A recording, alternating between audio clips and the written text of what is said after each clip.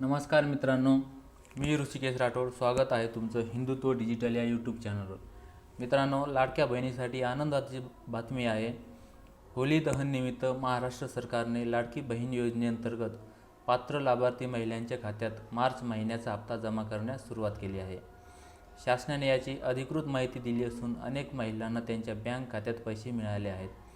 मित्रांनो, लाडकी बहीण योजनेअंतर्गत फेब्रुवारी महिन्याचा हप्ता 7 मार्च 2025 रोजी सरकारकडून पात्र महिलांच्या बँक खात्यात जमा करण्यात आला होता आणि मार्च महिन्याचा हप्ता आजपासून पात्र महिलांच्या खात्यात जमा करण्यास सुरुवात झाली आहे.